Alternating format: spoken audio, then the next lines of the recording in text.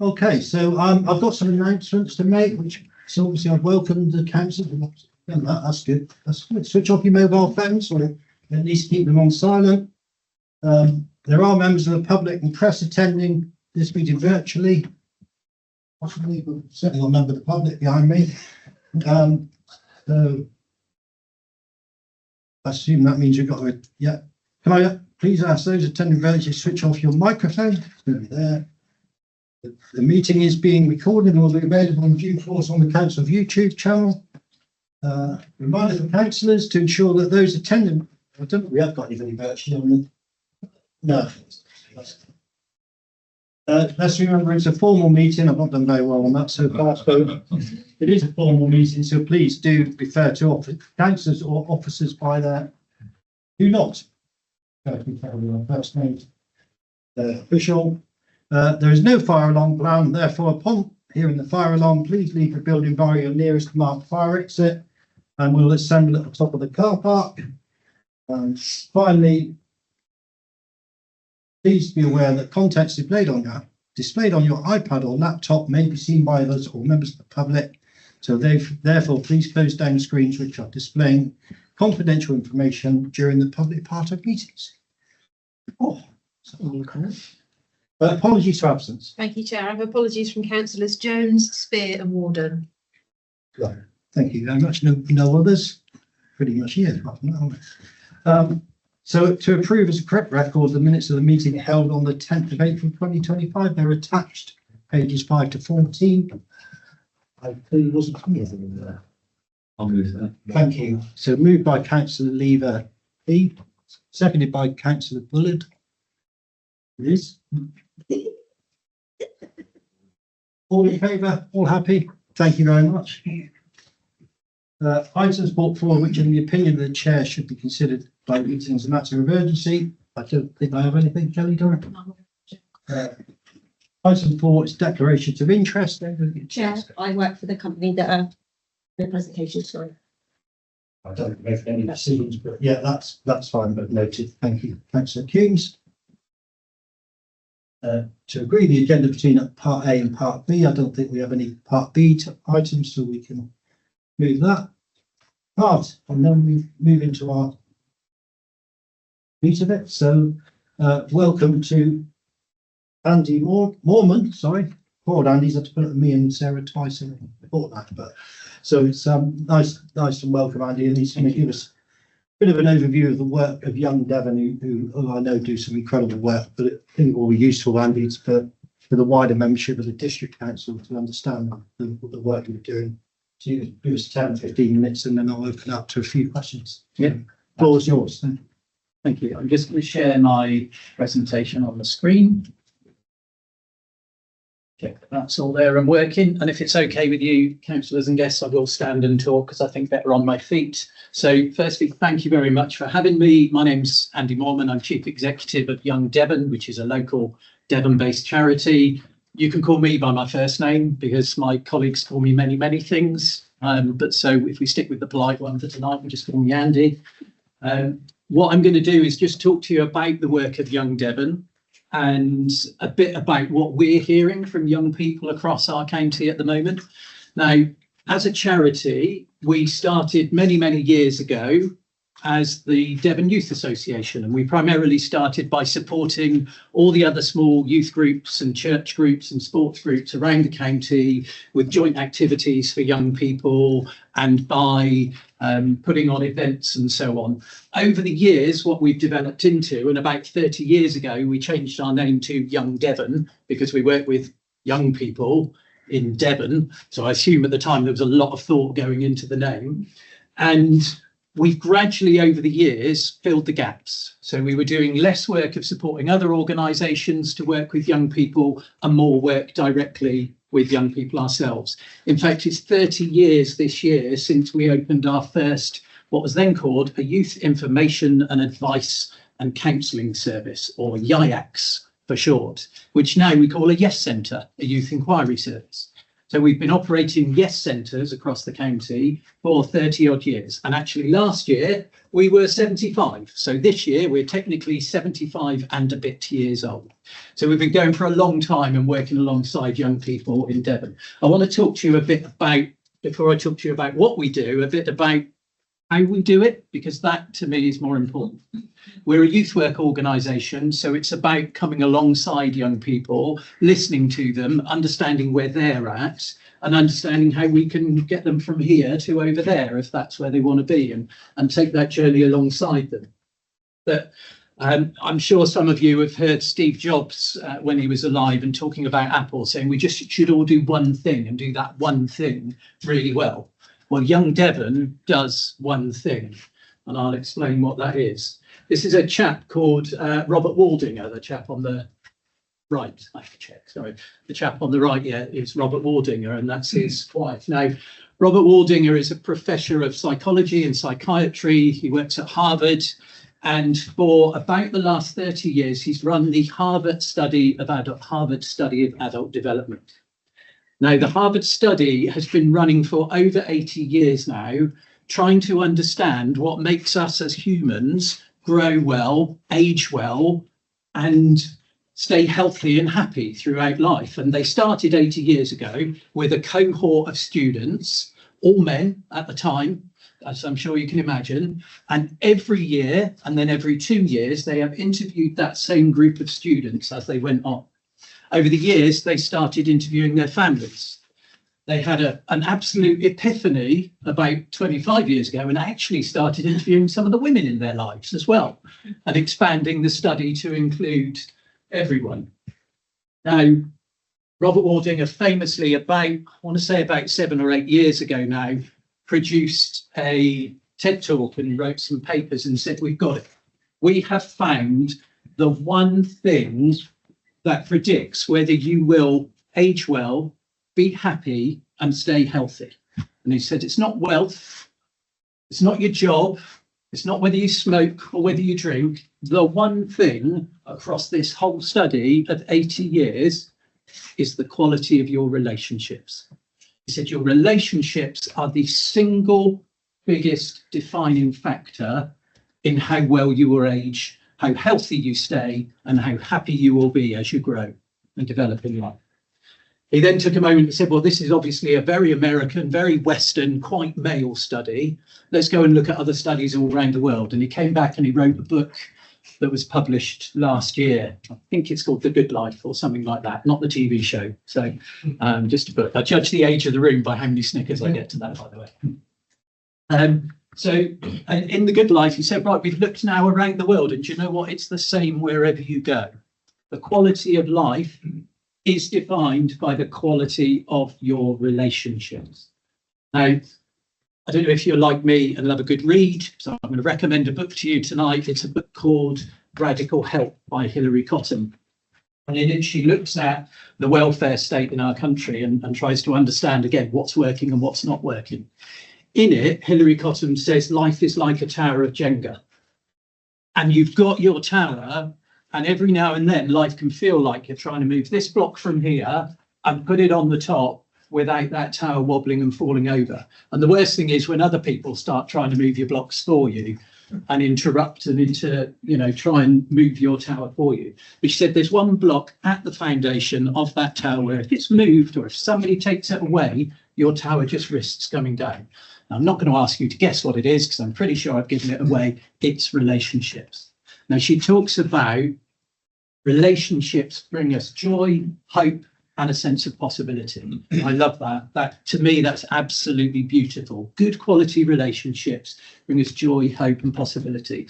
But what about them when our relationships are fundamentally broken and damaged? Then what happens? And that's what we do at Young Devon. We do one thing.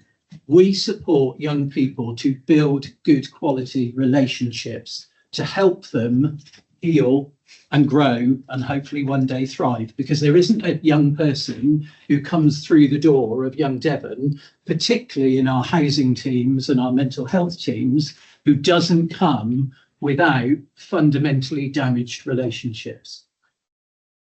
And so our teams, and I always say, your one job, your only job is to build good quality relationships, because we know that's the best path to healing. And if you ever hear me talking about something and it sounds like we're not talking about relationships, then either I've found a new way to talk about relationships, or I've gone off track, so challenge me and bring me back to relationships, because that's what makes the difference.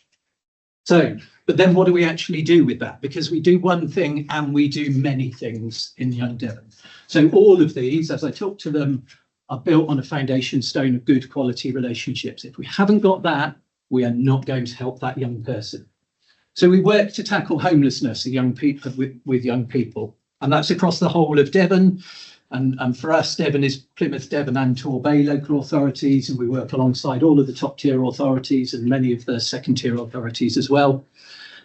And we provide supported accommodation, which comes in two forms, and that's housing for young people aged 16 to 25. And we have about 25 houses and flats and shared houses and individual flats and blocks of flats that we're now opening across the county. And we house about 110 young people every night, long term.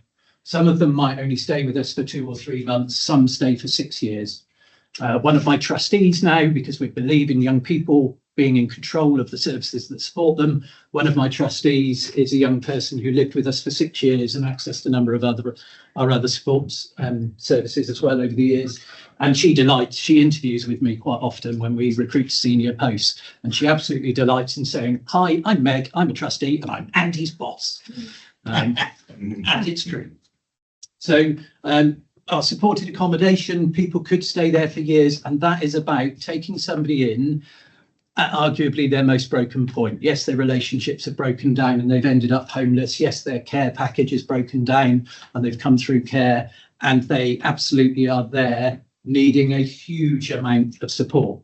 You know, don't ask me, because I don't do that job day in, day out. Councillor Coombs has done that for many years now. So if you really want to know what it's like working in one of our houses, ask Becky. Sorry, I broke the rules, called you by your first name. We also provide supported lodgings, which in layman's terms, I often describe as fostering for bigger children. So that's placing young people in host families and giving them that family environment, because a shared house isn't right for every young person, and nor is a family environment. But we're able to do transformative work with young people.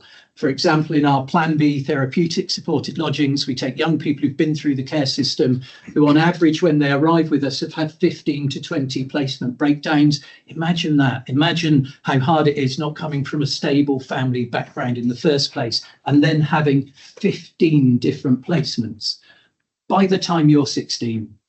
And some of those placements only lasting weeks or months. They come to us in our Plan B service, Touchwood. We normally have about 8 to 10 young people in that service. We have had 4 placement breakdowns in the last 8 years.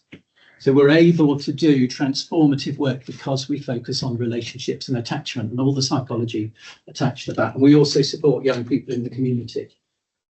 We do post-16 education for young people who haven't got maths and English. That at the moment is delivered in Plymouth and Exeter and Torbay.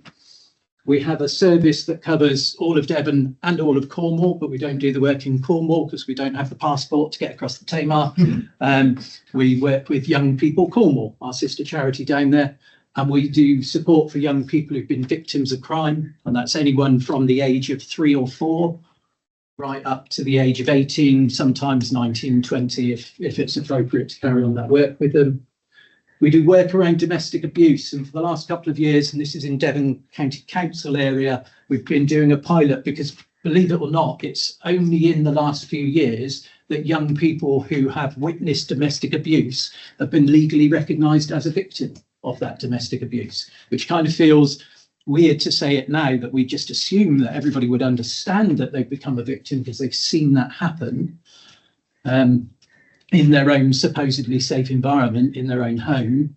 And yet that's a new development. And previously there've been no specific services to support those young people. So we've developed a pilot over the last couple of years to work with young people who've experienced that kind of abuse. We do something called InReach. I won't ask you to guess what it means because it's a suitably vague title, but we work across all 4 acute trusts in Devon. We have youth workers based on hospital wards. Do you want to guess what they're doing? They're building relationships with young people who've become institutionalized in the hospital environment. And when I say that, I'll give you one example of a young woman who was on a hospital ward for 288 days in a period of just under 2 years. So basically, had spent half her life in the hospital ward. The other half her life was bedridden at home. Serious mental health, self-harm, eating disorders and disordered eating involved there. We placed a youth worker alongside them for about a month whilst they were on the ward, and they were discharged back home, and then another 6 months. And I was really lucky because I was in our Newton Abbot office when the phone rang, and one of our youth workers, Cassie, picked it up.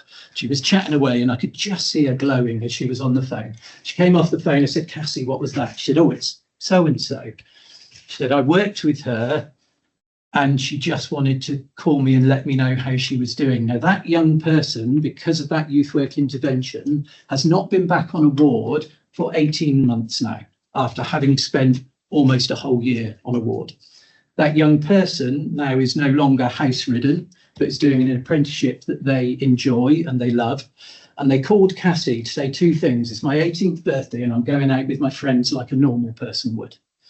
Because for them, normal had just seemed so far away a year before. She said, "But also, Cassie, I wanted to let you know I'm 1 year self-harm free," which is just a phenomenal transformation from where they had been. Now, do we do magic? No, it feels like magic when you hear stories like that and when you realise there were already 8 or 10 clinicians around that young person. What we did was gave that young person relationships which are like a scaffolding tower that allowed them to put all the bricks that everybody else had given them, all the clinicians or the dietitians or the other support, and put those bricks into something more solid and move on with life.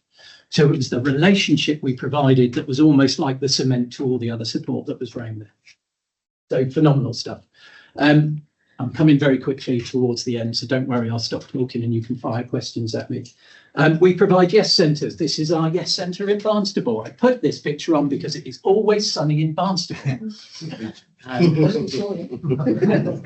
Loosely speaking, do you have to tell the truth in these meetings? I suspect you do, I might get away with it. So 20 years ago, we had a Yes Centre in Barnstaple, a youth inquiry service, a space young people can just come in and say, "I need help with this." We had to close it because there was no money to run it. We were really fortunate to get pilot money from the Department for Health and Social Care as part of a national pilot they're doing to explore, do young people need services like this? And our response is, yeah. But we were really privileged to be able to set this up, and we formally opened it about this time last year. That was from the launch, and it was a warm, sunny day, so I remember that. So I think it might have been towards the end of June last year that we opened that. And we have had hundreds of young people through the door getting access to counselling, getting access to wellbeing support, just coming in. I was there chatting with the staff today saying, you know, who's coming in at the moment? Some young people just want to come in and sit and have a space to think, or want to come in and tell us, give us an update on, well, this has gone really well, or this has gone really badly, and having that trusted adult to work with. We are about to start a new wellbeing contract across all of Devon, Plymouth and Torbay included, where we will work with partners to deliver counselling, CBT, mental health youth work to support young people.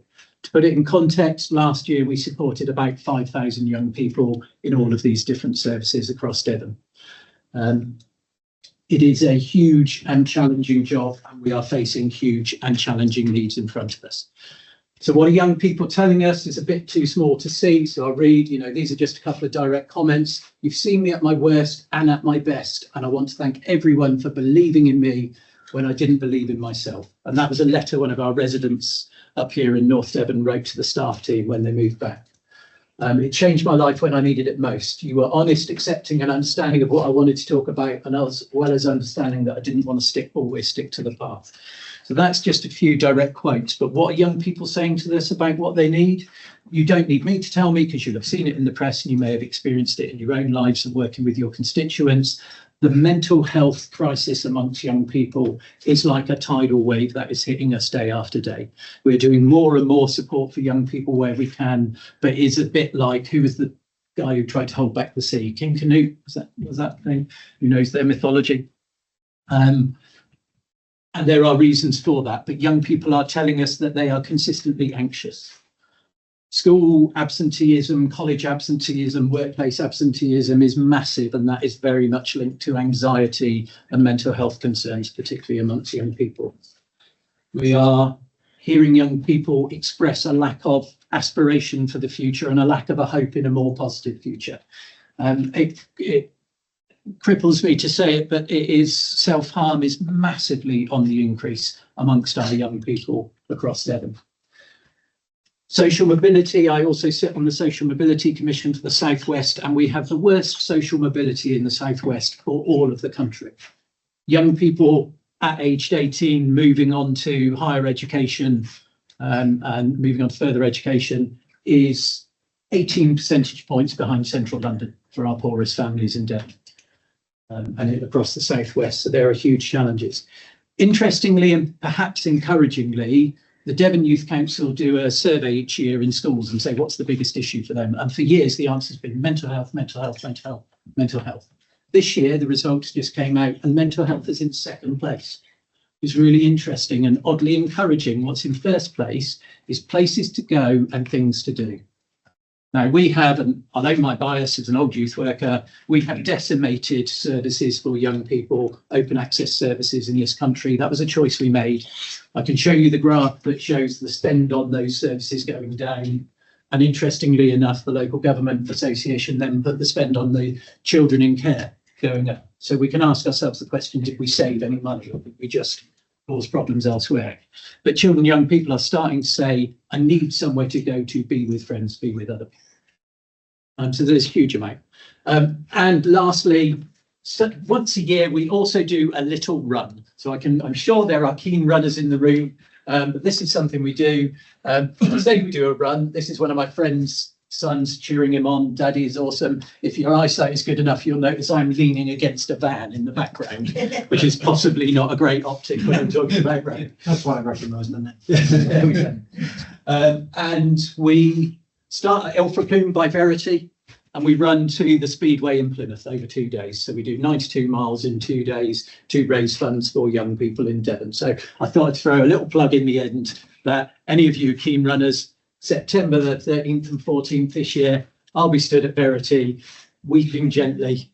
Then I will start running towards Oakhampton on day 1, and then we go down to Plymouth on day 2 with a load of other daft people. But that's me done. Hopefully that's a bit of an introduction into what Young Devon does and some of the challenges we're seeing amongst young people. I am happy to answer as many or as few questions as you like. And like I say, kick me out whenever you want to get on with the real work.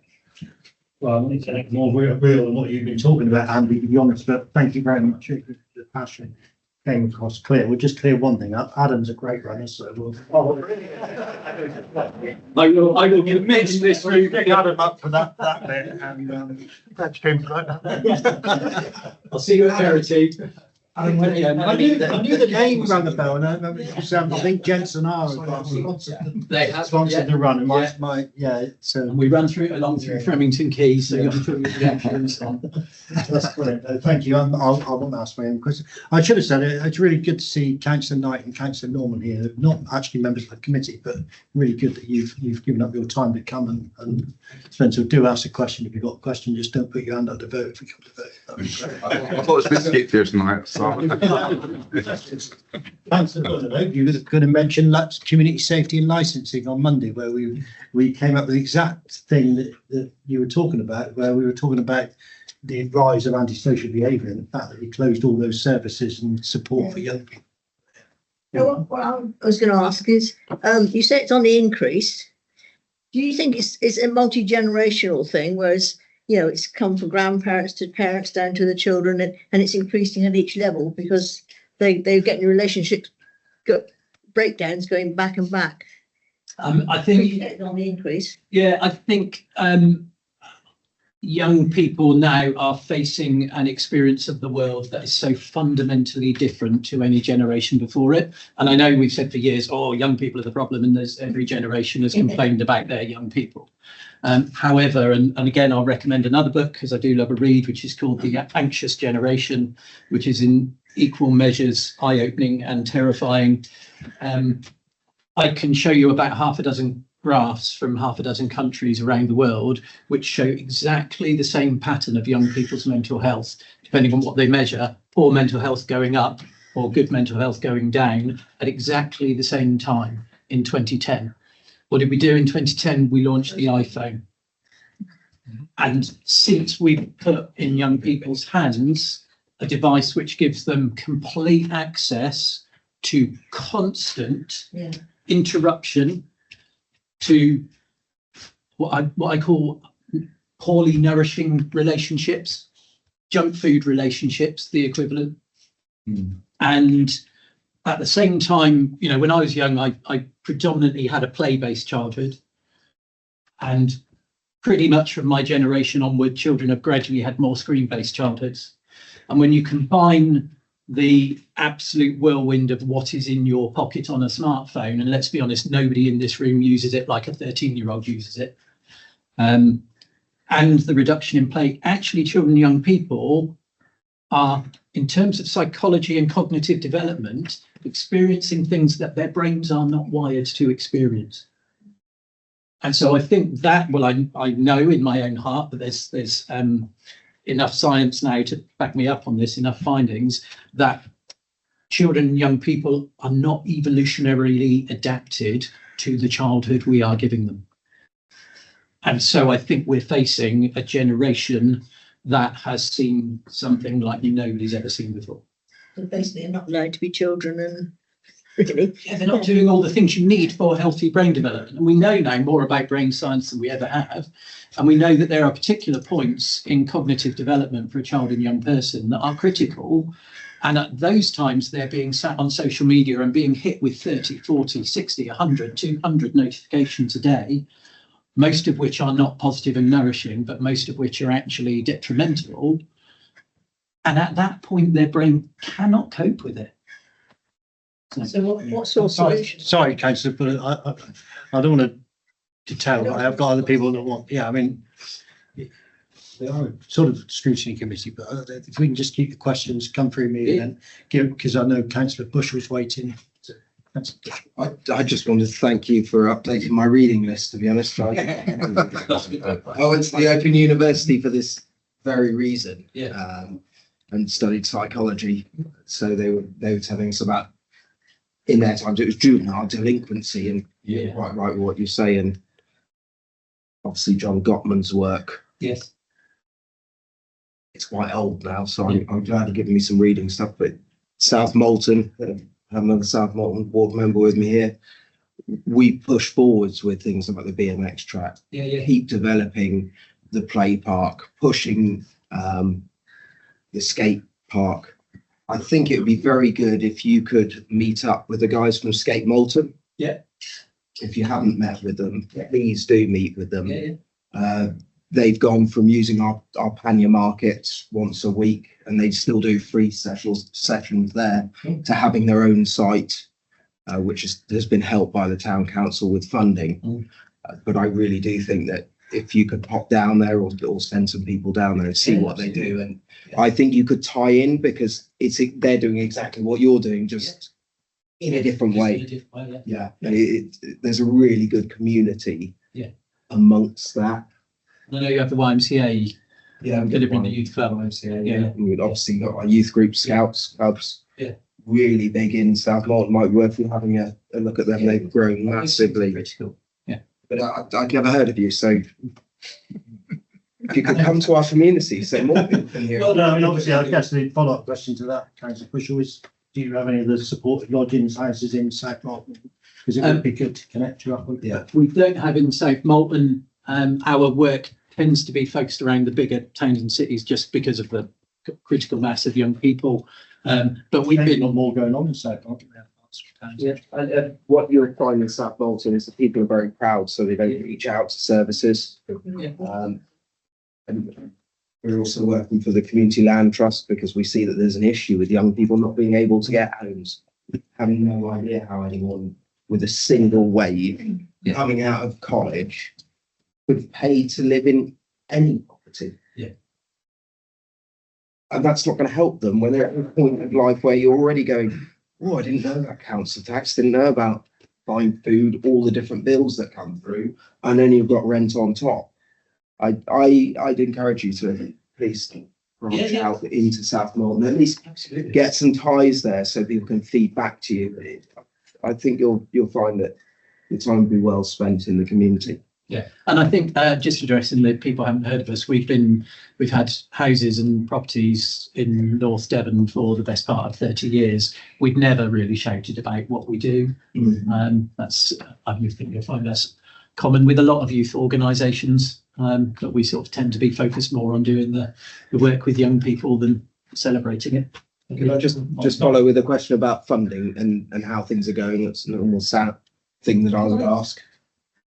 Can I just follow up on the point, Chair? Well, let's deal with that question, but yeah, I mean, at least you were coming through me. Sorry. Try and come through I mean, obviously when we have a guest, try to come through the chair rather than ask a question, let them answer and then come back through the chair. But you are, to be fair. Go on. Yeah, I asked my question about funding and whether you have sufficient funding and things. Are there things that you can't do that you'd like to do? this will be the first person to say it. Pay somebody to do the run for you. We have got plenty of no. It is a consistent challenge. Touchwood as a charity, we are in a strong position, but that's been years taking us to there. When I arrived, we literally were living out of our overdraft every day of the week. That's long behind us. Many charities I work with are not in that position, and every charity is an elaborate house of cards. It could topple at any time with the loss of one funding stream or another. The government's national insurance rise has cost me £100,000. So I now, this year, I'm 110 young people fewer will get counselling in Devon because I'm paying more national insurance to rebuild the public sector. And I'm in no way bitter about that. Just for the record. That is in no way No, a this. political statement. Can I just go to Councillor Coombs, then Councillor Wilson? We'll take two questions at once. So remember, it is questions. Thank you. I just want to clarify a point actually, because it's not on the ground thing that Andy, he does know about, but we go to Young Devon as a Service. We now meet in, which has been hosted by Banstead Town Council, the youth network. Yeah. So all those services from South Molton, I went to it the other day, are all coming together. And we're all sitting in services to go through what is going on locally for young people and how we can support that. And you might want to find out, I think it would be really highly recommended for a councillor to go along to that, to find out from the services what is going on for young people and how as council we might be able to support that. Could you forward something on to me? Yeah. Thank you. Councillor, I don't think it was anything there for Andy, wasn't there? One is a quick thing in that, kind of not a question, but it is related to what you said, is we've got a group in Ilfracombe called Ilfracombe Futures, which is looking at trying to establish a place for young people, given what you just said about there's nowhere for them to hang out. And I think, although I'm not sure if Young Devon are involved, because it's a multi-agency forum, so if it's not, I could talk to you about that afterwards. Yeah. But the other thing is, how do you work with local authorities? That was my main question. It depends on the local authority. So a lot of our core funding comes from Devon County Council, Plymouth City Council and so on. And take the housing, for example, the local authorities pay for the bricks and mortar and the support staff. We fundraise to do the things that really matter, like going out for a pizza or getting involved in an activity or getting a young person a mobile phone and a bus pass because they can't afford to get to college and don't have a mobile phone. So we don't get that core funding to do that. We work with some of the district councils and Exeter City Council as well, delivering some services with them. You know, basically, if there's work to be done locally, we'll engage with whoever needs to engage to try and get some solution. And we are absolutely not a charity that does everything ourselves. Every one of those things that I described on the board, we do so in partnership with another charity. So the hospital work, for example, in Barnstable is done in partnership with Encompass Southwest, who many of you will have heard of. And pretty much every piece of work we do is us and at least one or two or three or four other charities, because we know that's the best solution. But if there are district or town or county councils that want to work with us, and we think it fits it with our kind of mission of changing the odds in favour of young people, then we'll have the conversation. Thank you. Andy, I had a couple myself. Mhm. What age do you, what age group do you look at? Yeah, I'll ask them all together. Yeah, sure. Can you talk a bit more about supported lodgings, what that is, and how many children in North Devon, North Devon Council, you support? The other one was, why is there no post-16 education in North Devon? You said it was in the other three parts. So question one, the answer is it depends on the service. So for example, our housing is 16 to 25. Our mental health work is 11 to 18, but could go up to 25. And our victims of crime work is 4 up to 25. So it depends on the area of work. If you drew a bell curve of the ages, then it's definitely most of our work sits in that kind of mid-secondary school age, and all of our housing work kind of sits in that 16 to 21 age. We do have young people that come with us right up to 25 in housing, but that tends to be very few. Most of them are kind of between the ages of 17 and 21. Second question was supported lodgings. We've only got a couple of supported lodgings hosts in North Devon, and that's traditionally been because we've had more houses in North Devon.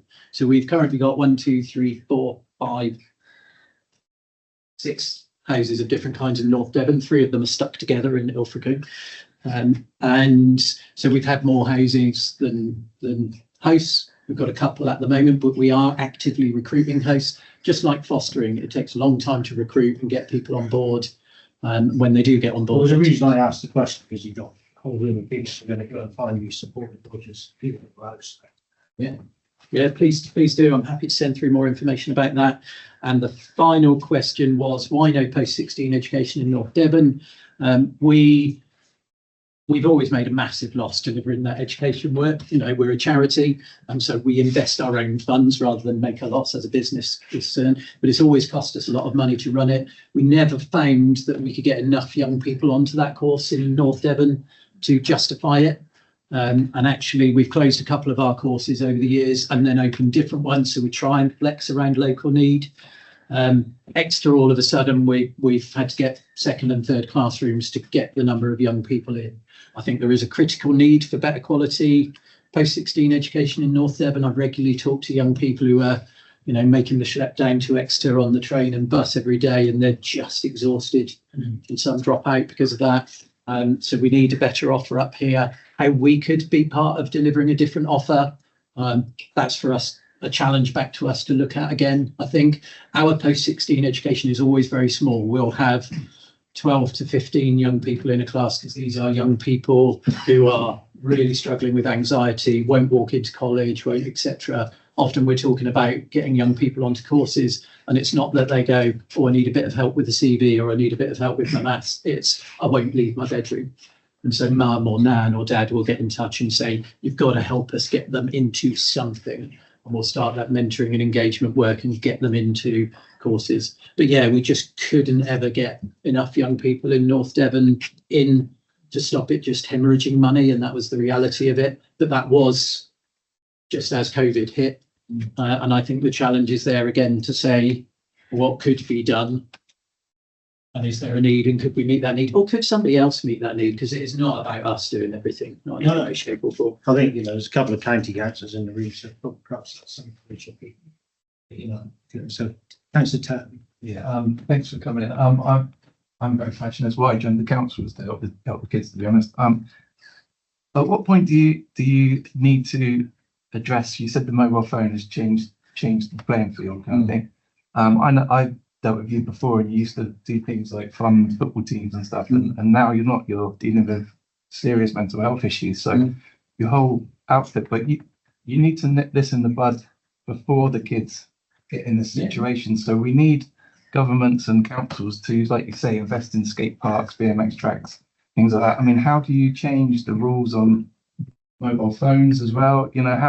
I run rugby teams and things, youth things, and it is, if you can get the kids in and teach them. I'm also a trustee of a Spark UK. You might. Oh yeah. No, So really they well. go into schools and teach kids the tools. Again, it's about if you can teach the kids or give them options before they hit.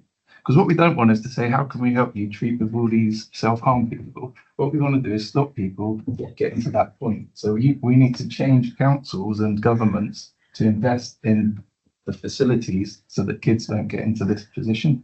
I mean, another thing, it sounds silly, but pubs and communities not existing is huge. I mean, when I was 18, I was in a pub having a game of pool, and an older guy would 18. well,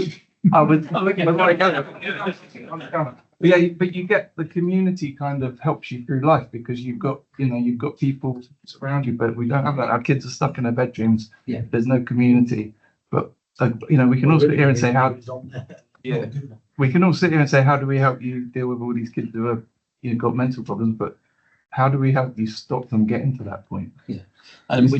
Which I think speaks to your question earlier, Councillor, of what can be done. And the short and slightly glib answer, and I'll do better than glib, hopefully, is more play and less screens. Now, absolutely, in our mental health work, have you heard that phrase, standing on a whale fishing for a fish? And you got this image of somebody stood in the middle of the sea on this massive whale trying to catch their dinner. And that's how I feel sometimes. I'll be honest about it. With our mental health work, I feel like I know what the problem is. It's right underneath my feet. But I'm still committed to, I've got to fish for that little fish. Now, it is not currently within my power, and nor do I foresee a point where it will be, to say that no children and young people should have a smartphone before 14 or be on social media before 16. And that would in itself be one of the most transformational things we could choose to do as a society. There is more pressure, and the government is working on a youth strategy, and I think a lot will come out about play and activity and youth work and cognitive development there. But let's be clear, we're up against multi-billion-dollar technology companies. There was a leak 4 or 5 years ago of the Facebook papers and Meta nowadays, which shows that they deliberately target young people with addictive activities. What have we chosen to do about that? Absolutely nothing. So obviously I respect the fact that you didn't go into the pub till you were 18. But the equivalent is we've got 13-year-olds walking into a pub saying, I'll have a double vodka, please. And the barman goes, or barwoman goes, oh, are you 18? And the young person goes, yeah. And they go, brilliant, well, there's the bottle, you help yourself. That's what's happening with our technology companies, and we don't do anything about it. So, how we can build that sense of policy that these are not just things that it's a shame that Meta doesn't actually enforce the current agreement that it should be 13s and under. It's not old enough. But actually, for somebody to do something about that is what's needed. And then we can talk about actually, in terms of cognitive development, the reality of social media is 16 is about as early as your brain could take it, and even then it's going to be risky for some young people.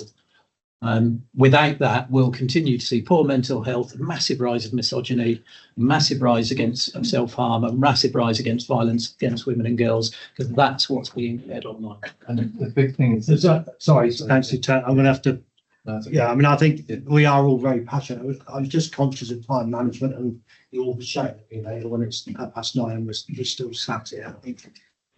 I think the good thing is that we've met Andy. He's told us that he's very brief, and we really could go on for hours on end. But we've now all got a contact.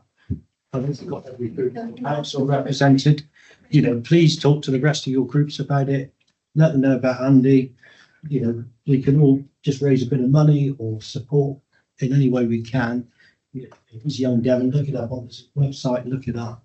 If it's a really pressing, thanks. But Well, what I was going to ask, one of the reasons why I came to this actually, I was going to ask you. I mean, you said yourself that you're central. You deal more in urban areas, the main urban areas. I mean, I understand you probably don't do much work in rural areas. In our rural areas here in Devon, we're some of the most deprived rural areas of the country, and we've got different issues. We've got isolation, lack of transport, lack of housing, and that sort of thing. I'm just wondering, are you aware of our local group, Exmoor Young Voices, who recently won a King's Award for what they're doing? Do you liaise with them at all? Because they're doing brilliant work with the rural community. Yeah. So just briefly, our work being centred in towns and cities tends to be about our accommodation work. Our wellbeing work covers everywhere, and that can either be virtual or by people going out, and we meet young people in the community. And a surprising number of young people will opt against seeing us virtually and actually come and meet somewhere like Barnstable or Ilfracombe. But yeah, it's a huge challenge. I've heard of Exmoor Young Voices. I've not spoken to them myself. I don't know whether one of my colleagues has or not over the recent time. But yeah, I'm aware of the lovely work they do. Thank you. Sorry, Frank. No, it's fine. You know, I mean, it is like you say, I think there's that much passion for this that we could go on. But I think the important thing is there's been a connection. And I think for me, it's always a shock when you hear 25. And I think, you know, that 25 thing is one to keep in mind. We wouldn't throw our own children out at 18, 16, which often happens to the care system. You know, some children are ready to, or young people are ready to go at 18, 19. Others probably still there at 35. So, you know, I think it is important that when we're talking about this, young people, and I think, you know, that's, we would all want to support them. And difficult for us as a district council, limited of what we can probably do. I don't know, I don't think we charge council tax now, do we, on the care leavers? We don't. No. So we did a little bit, but I think, you know, yeah, if you think of something the district council could be doing, Andy, please get in touch and support. And thank you for your time. No, thank you for yours. Really appreciate it. Should get out of your hair and let me go on. Thanks very much. Thank you. Thank you. Yeah, thank you for coming. I'll carry on, Andy, while you're shutting down, but yeah, like I said, you can stay and listen about the LGA governance review. So thanks for fascinating. I've got a fair drive home. Thank you. Okay, so thank you. So item 7 is our internal item. So it's the LGA governance review. So before he sets off on his run, he's going to introduce this item. That's Adam. So over to you, Adam. Thank you.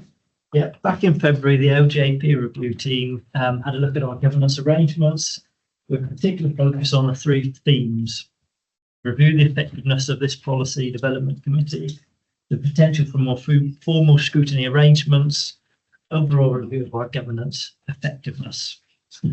Whilst the LGA confirmed that we had in place the elements of good governance, they did make 6 recommendations as set out in sections 4.5 of your report. The aim of this report is now to seek members' views on those recommendations and help us develop an action plan for the improvements you wish to take forward. A draft action plan has been included in Appendix B, which members wish to consider. Over to me. That's good. I mean, obviously, the tricky one for me, because this is my first meeting being on the policy committee. So I guess it's good that I've come with a fresh, clean pair of eyes, but not so good that I've not been with you for the last 2 years. But probably better to hear from those that have been serving on the committee and your reflections, on the views of the LGA and really the recommendations and where we go. So I open the floor to Councillor Lever. Yeah, thanks very much, Chair. I mean, I was interviewed by the LGA team, and one of the things they said is that they thought that our external scrutiny role with the external meetings that we've had in terms of the farming community, dental health, you know, the water one, which is the first one that we did, they thought they were absolutely fantastic, and certainly one of the people who came to this is something they're going to take away to their local authorities to if they can introduce. I mean, it was, you know, while they looked at stuff in areas for improvement, they had a lot to say about actually what we were doing really well. That sort of external scrutiny. I mean, I've read their report and the changes that are proposed, which I'm sure we'll talk about in detail. And generally, I think it's going along the right lines. That there is some confusion that needs sorting out about which reports go to which committees and the role of this committee in being able to look at stuff in depth, which is perhaps not something that's always appropriate at a strategy and resources committee, which, when all said and done, is a much more political meeting than these meetings tend to be. So by the time something goes to strategy and resources, it's pretty much sort of set in stone. So the idea is that things ought to come here first or to governance committee first, I think is the right way round. There was a lot of talk about the role of lead members, and and I fully support the idea that lead members ought to be the lead members ought to be on strategy and resources. And at the same time, I think there's a role for either this committee or a separate scrutiny committee to be doing a sort of an in-depth look at not what those lead members are doing, because the lead members are covering the key priorities for the council, but looking at how we're addressing those key priorities. And I mean, I know that the leader has instigated a series of lead member reports to full council. But again, having been through that, having tried that process and been through that process for a while, again, full council doesn't seem like the place to have the 15-minute discussion about how we're dealing with climate change or about our regeneration agenda. Just it feels like it needs to be somewhere else. I think the only thing that I think in terms of these these recommendations that I think we might, well, certainly I would like to see dealt with slightly differently is the issue of scrutiny. I mean, we've got a committee structure, and when it was set up, there was this committee had the scrutiny role, but it certainly having been on this committee for a year or so now, it doesn't feel like we've got it doesn't feel like there's a program to scrutiny of this committee. And whereas we do external scrutiny very well, it doesn't feel like sort of internal scrutiny is done as well as it could be. And I just wonder if the way of doing that is to look at a separate committee who do scrutiny. So this committee deals with, if you like, the overview bit, policy development, looking at what's happening in the wider world, and then there's a committee that actually does the internal scrutiny. And I know this committee meets monthly, and probably that was set up so that there was space in the committee cycle to do that scrutiny role, but we've not really been doing it, and so sometimes the agenda on this committee feels a bit light. I mean, over the last 12 months, there's 4 meetings haven't happened because of lack of business. So I just wonder if that to me, that's the thing that doesn't come out strongly enough in the recommendations that come forward. But one of the recommendations is I'm not on this committee, so Yeah. I'm a bit. Make sure you get your input before. Yeah, I'm getting input first, then I'm off. So, Yeah, thank you. I mean, it's interesting, Peter, what you're saying, because obviously I just find the name odd.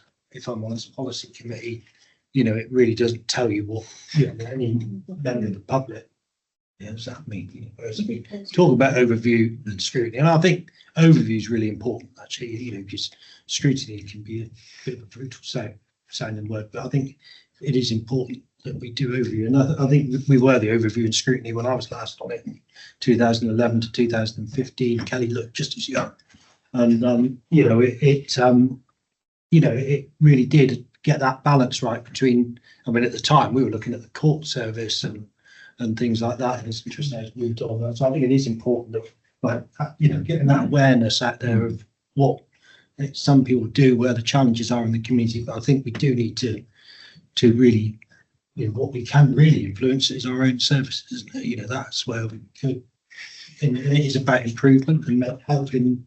We have got an inclusive council, haven't we? The committee setup is brilliant as far as I'm concerned, because every group has a place on that main decision-making committee.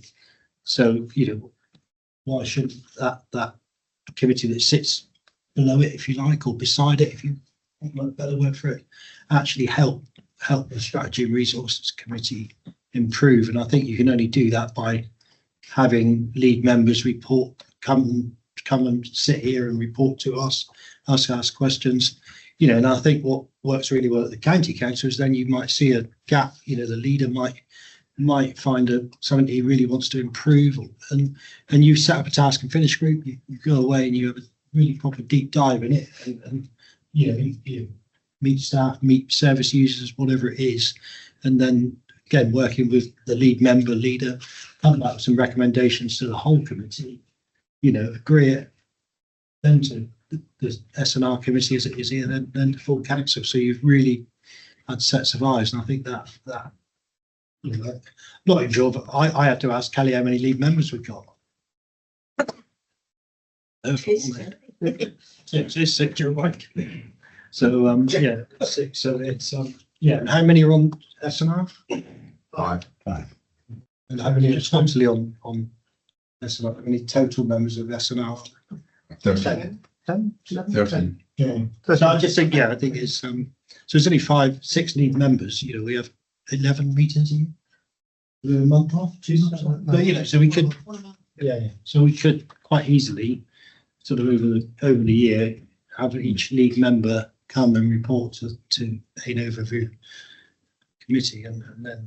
But I think one of the recommendations important for me is that actually we get together with the leader, and the chairs of the committees and make sure we're not duplicating work and actually we're supporting it. John, the bit that interests me is how we sequence the performance report coming to us before it gets to S&R, because that is quite interesting. I think there's a couple of points, and I'll come back on Councillor Lehman's points as well. So I think context setting, previously, obviously, we were an executive committee, which obviously we've then cabinet member led in that sense. That's why that scrutiny function was stronger, I suppose, back in those days, because it wasn't politically balanced. You had lead members on executive who had a lot stronger responsibility in making sort of executive decisions. Therefore, the overview and scrutiny committee was in place to scrutinise those decisions. Obviously, now we're politically balanced across strategy and resources. That's why there wasn't an overview and scrutiny function, because it isn't an executive committee system, it's a committee-based system. Aside from that, though, the Policy Development Committee does have scrutiny functions within it, within the existing constitution. I mean, obviously, you can change the constitution. That's within your power to change anything you want within the constitution. But within the policy development section of the constitution, it does talk about questioning members of the committees, chief officers from the council about issues, proposals affecting the area and performance of the council. So you do have a scrutiny function within the existing structure of policy development. Whether you like the word policy development or not, it's down to you and your work programme as to what you want to look at. Obviously, you've chosen to look externally faced, and as the review report said, that was looked at commendably, and obviously some really good feedback in terms of that, plus the other good governance across the council. So within the governance committee, there is internal scrutiny that currently takes place within there. Outside in terms of the remit of that committee, but that committee has held internal services to account. So I suppose it's whether you want to look to mould that together a bit more within either the Policy Development Committee, whether you want to keep it that name or call it something else, and still have your external facing elements you want to look at. Like you say, Councillor Lever, it's not necessarily every month you might want to do that, but then maybe within your work programme, you might want to do some internal scrutiny on the other committee dates and have that maybe under one committee, or whether you want to split it up and have 2 committees, but they meet less regularly. So that's within your gift, really. In terms of the reports that come, the things like the performance report went to strategy and resources first, then came to policy development, similar to the budget, and then on to full council. So it's full council that, in a sense, is the decision maker for those reports coming through. That's the order it's always gone in. You can look to change that order. There is merit in doing that, as you say, to have that scrutiny of that before it then goes for the recommendations being approved by strategy and resources. We would have to look at the timings of those committees. So at the moment, strategy and resources takes the reports in the first week of the month, and then policy development is either the second or third week. So you might have to look at the calendar in terms of maybe switching those around, because otherwise you might have to wait another month then to take that report to strategy and resources, and they tie in with full council for things such as varying the capital programme. So we can have a look at that to see whether that would work, or what you could do is switch them round so policy development goes in the first week of the month, strategy and resources goes in the second or third week, and then that still fits going to the same full council. I mean, there's pros and cons. It does, when you read the report, I mean, it makes perfect sense, doesn't it?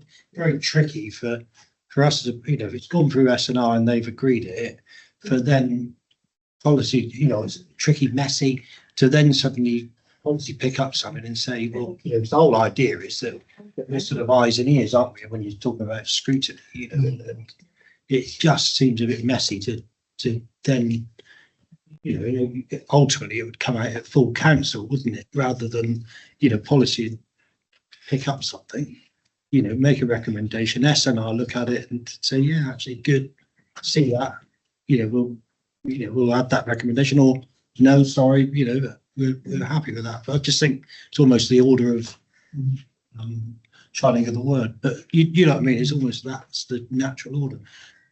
The leader's here, so he'll have a view. Thanks, Chair. Yeah.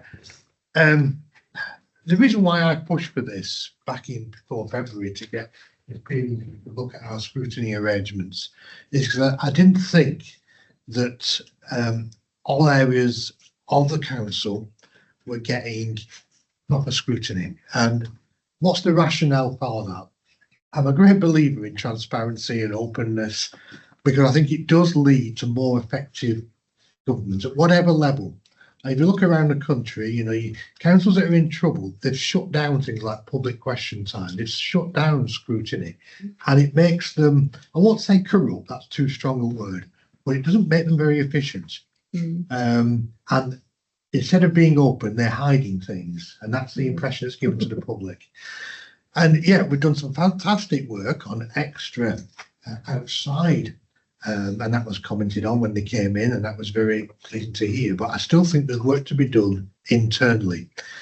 John's right in that constitutionally, it tells us we are doing that, or certainly can do that in policy committee. But it's a misnomer, isn't it? Because it's not just policy, and there's no scrutiny actually in the title. So people coming, but I just came to this committee just thought it was about developing policy.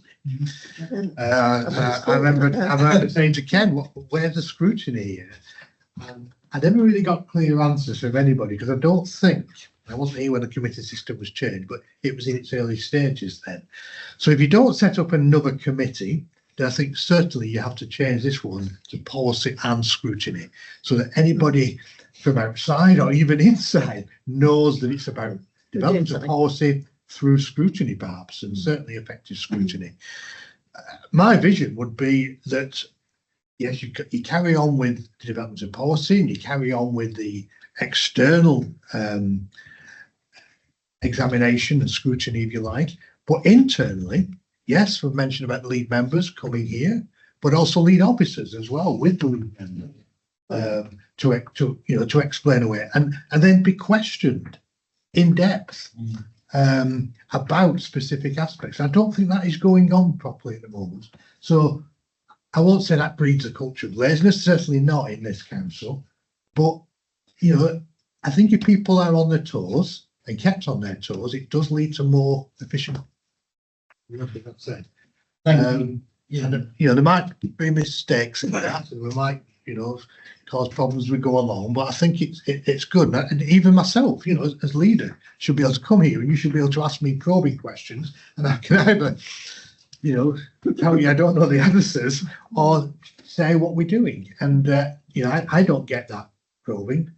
Questions at full council are there, but don't get that so much. I think in a committee thing like this, it would be very healthy. I'll say, I'll leave it.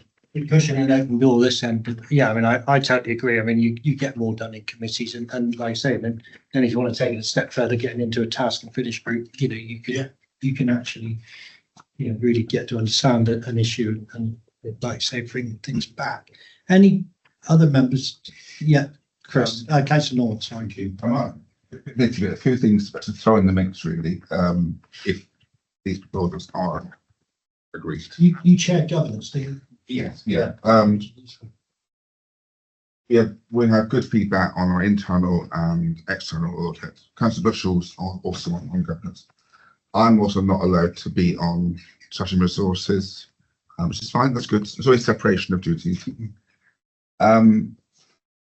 If all these members do sit on strategy, and we might need to look at the allocation of seats, because there is 13 seats on strategy. If the lead party had 6 lead members, and the leader and the leader, 8 seats out of 13 would be. There's something to think about. The mechanism, perhaps about sort of that's workable. I'm sure the officer, chief exec and officers can work through that.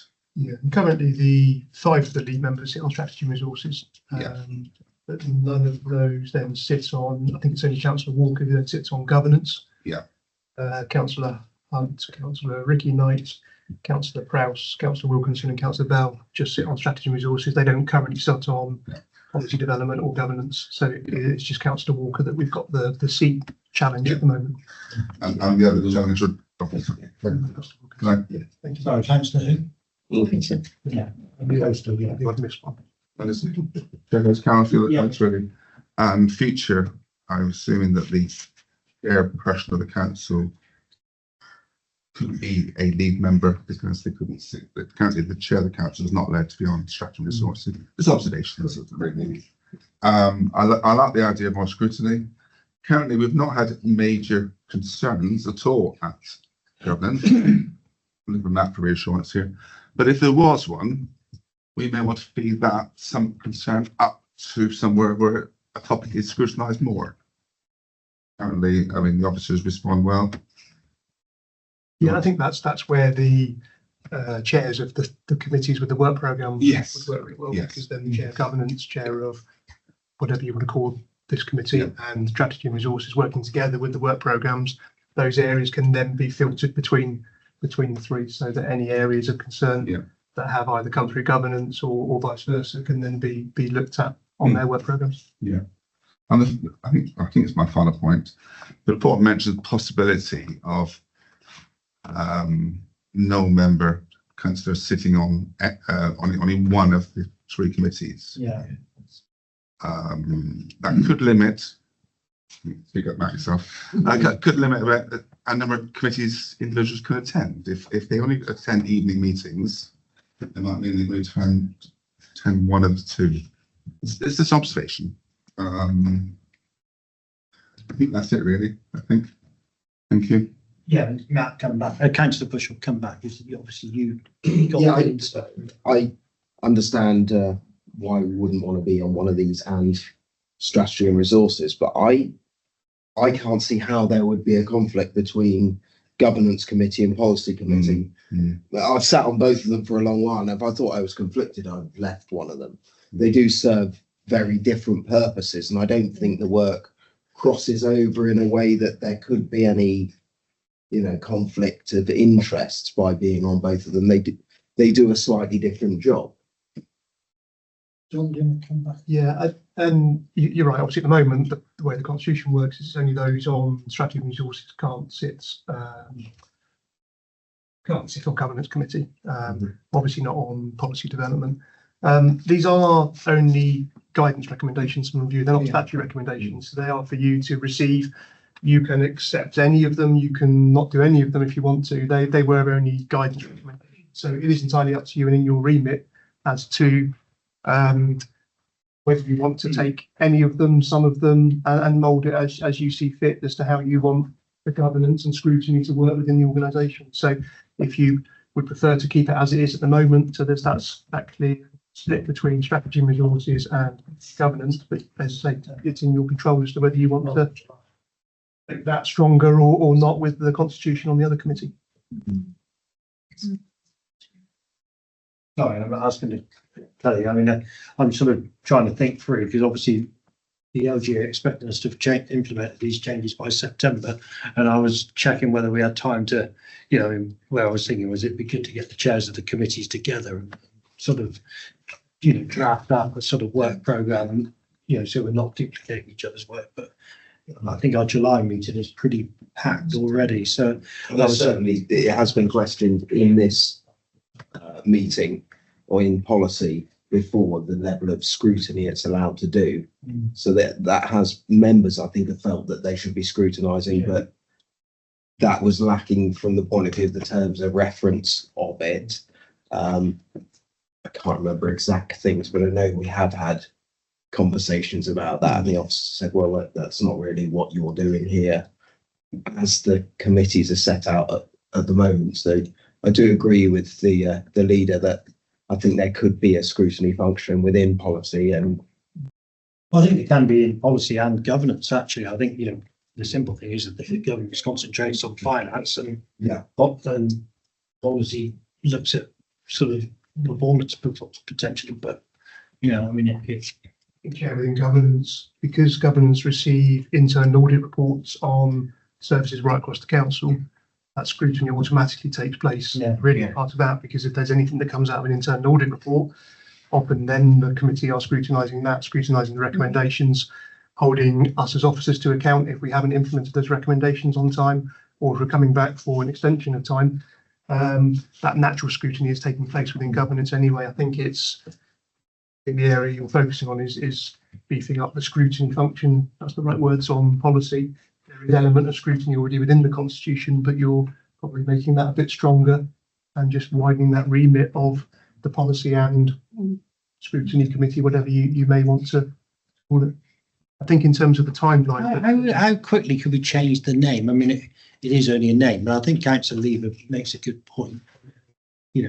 But what I don't want to do is spend a year trying to change the blooming name before we can actually start doing some work. It seems a waste, wouldn't it? But I don't know whether the leader or John wants to. If this committee decides they would like to change the name, we'll get that done to the next committee.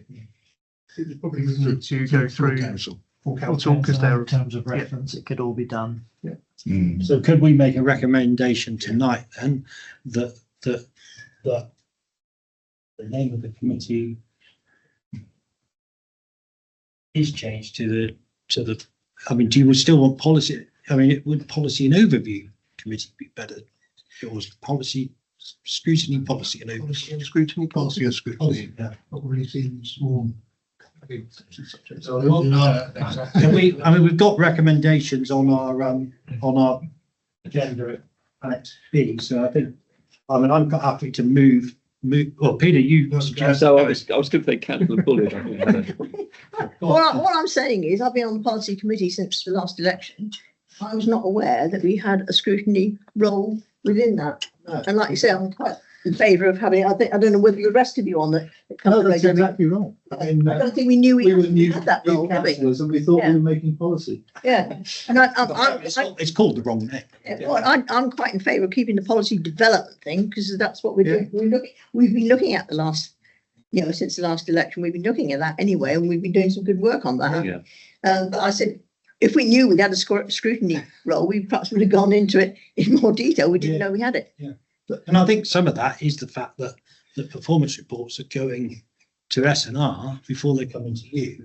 So we think they're all done and dusted. No, it would always be, you would have a look at it, scrutinise it, make recommendations to the cabinet as it was, or SNR. And, I've got three hands and it's the leader and the deputy leader. I don't know who to choose first. I saw the deputy leaders first. Right. I'm not on the committee. I would like members to think about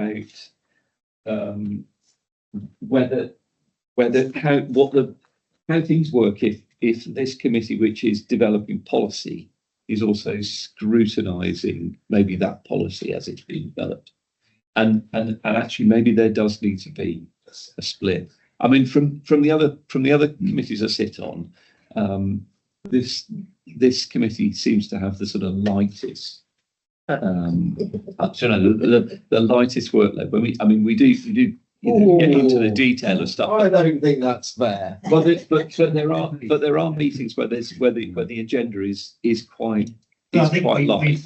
I think we bottomed that out, and it's credit to the to the leadership that we've asked the LGA to look at it. Yeah, we've got a fantastic document here now that drives forward, probably making the committee busy. I mean, what you split it in half? Yeah, good question. What I was going to suggest, and I don't know what members think about this, is that if this committee maybe meets every other month and a scrutiny committee meets on the month and this doesn't, then hopefully that is Scrutinising. we're not That's more workload to do, more workload really. It's the same number of meetings, but I think that it's just much clearer if there's a separate scrutiny committee and it knows that its job is scrutiny as opposed to developing policy and the other stuff that we do. And I'd just be interested in members' sort of views on that, really, because it sounds I'm not going to be on either of them. So that's. I'd like to reply to that. Can I- Well, councillor Bishop hasn't spoken, so we'll go there then to you, Matt.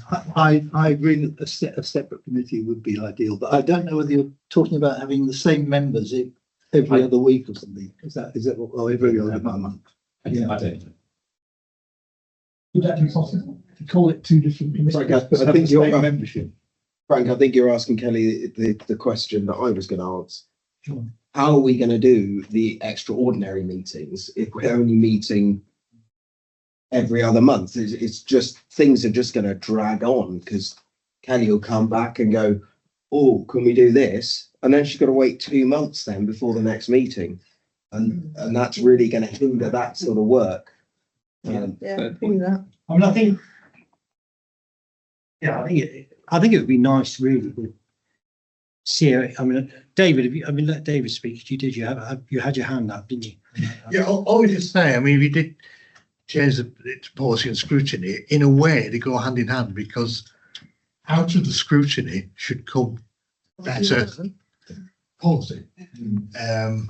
If it's on the same subject. So I can see where the link would be there, although I do sympathise very strongly with the idea of a separate committee and whether that's the same personnel or not.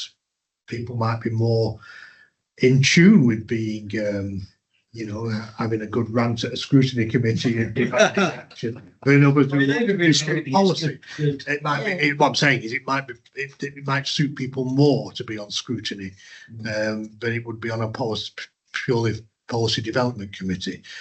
Personally, I would prefer to see two separate committees, but that's up to you. I'm not on this committee to decide that, and I think it can be both doable. I get what Councillor Bushell is saying, especially on the outside scrutiny. It could take even longer, but it does now to arrange meetings and things. Noticeably, Torridge, I was talking to Cheryl in Torridge, and they have, she came to the dentistry one up at Petrock because she's chair of their, she was chair of their overview outside committee. So they've got an external scrutiny and an internal scrutiny. They don't really have a policy, but they have an external and internal for obvious reasons. So that's another way of doing it, perhaps. But it's up to you. I mean, I know there is an issue with workload, but then again, we have cancelled quite a few meetings whilst I've been on policy. So we're not. Well, I think that, for various reasons. Before, I think, obviously I am new and until Liz, will be back fairly with us fairly soon. But, I think I think the LGO is right. What we need to do is the chairs of those committees is, to get that work programme right so that we all know what we're doing, because we don't want to be wasting officer time, particularly duplicating reports, duplicating work, that's madness. So I think it is really down to work programming. And I think with scrutiny, it's always important, like I say, not to have too much as well as too little. Too much can end up you achieve nothing. Whereas, if you're actually focused and looking at something, and have a focus, you may no matter what is involved. Because, like I say, if you ended up bringing every lead member in for one, every month, you probably wouldn't achieve anything. Whereas if you get one here, one meeting, and you really get into,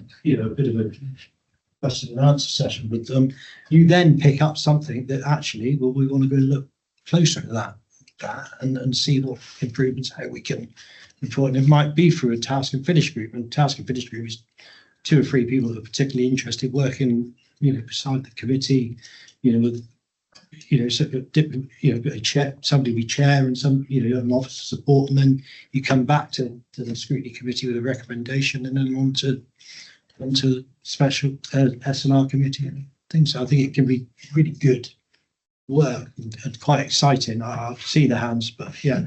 I think John wanted to say something. Leader will come back in. I'll see you hang up again. No, go on.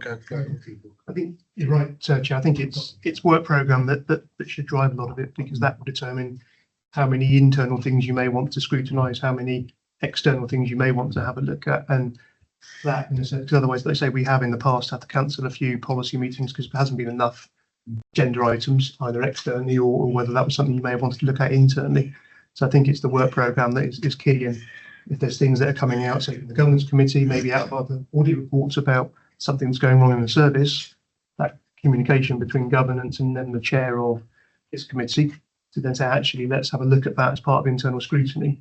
That's where that should drive, in a sense, the volume of things that need to come through the committee, whether that be separate committees, whether it be one committee that's looking at both, but then that will drive, in a sense, the work programme in terms of how many things come on those meetings, and whether it be, if it is one committee looking at both and it's 1 month internal, 1 month external, or it may be if there's less external things through the year, you might have more internal things. So that might work better if it's one committee. The external stuff has been really good and successful. So, Mm. you know, my concern with the Torrid system is that, you know, you get, you know, I think you almost want to balance things. So, I mean, I would have thought, you know, one, in the ideal world, you're looking at one external thing at a time and two internal things, you know, would seem sensible because you'd fill that out quite easily.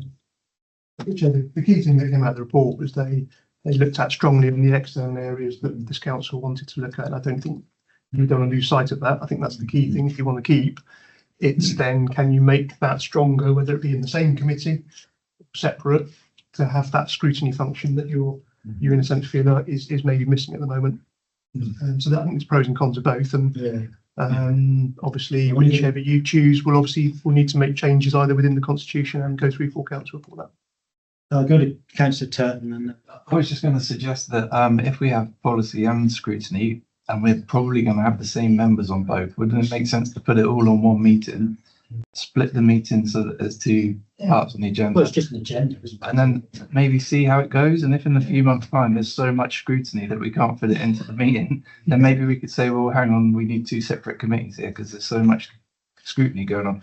I think that's, sorry. Where do we get another candidate from though if we're going to have two meetings? Well, yeah, I mean, I think what Councillor Lever was suggesting was it would be every other month. I mean, you know, I sort of agree with Councillor Turton in a way. I think it'd be nice to feel it first, and then if it's not quite working, we go. Because it does seem, you know, like I say, you've got to offer some time.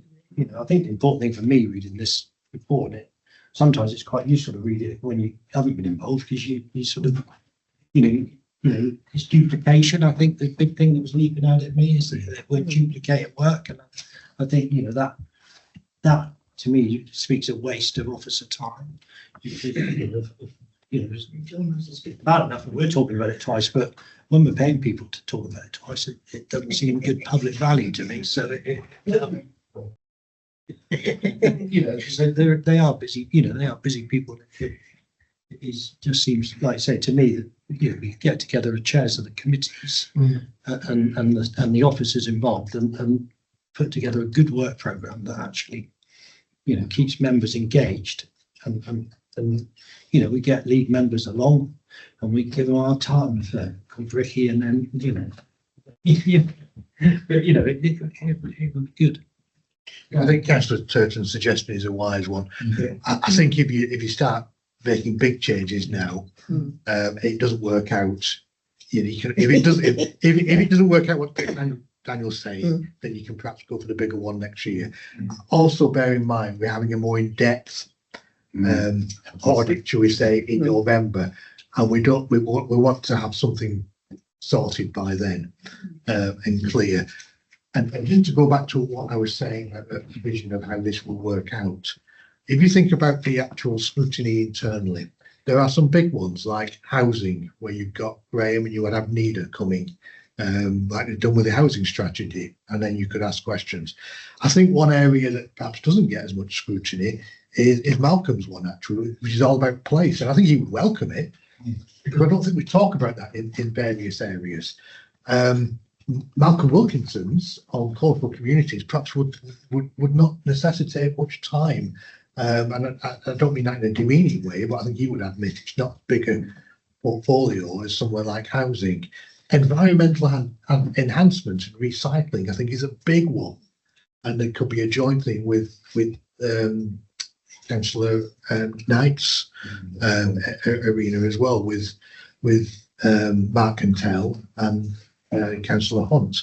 And I would envisage perhaps it being on a work programme where 1 month you would have housing, another month you would have environmental enhancement, and it would be up to the lead member and the relevant officer to come along with some kind of where they're up to, what's going right, what's going wrong, and then throw it up to you to suggest improvements and questions and probing.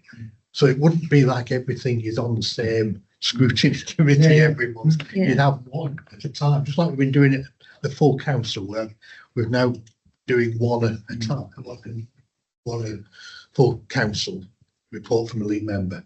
And maybe we can get rid of that if it turns out. We'll keep it for the time being.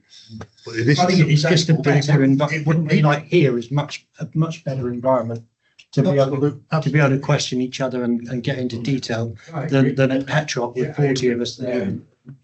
It just creates a better debate, a better environment to ask those questions. Really, I think.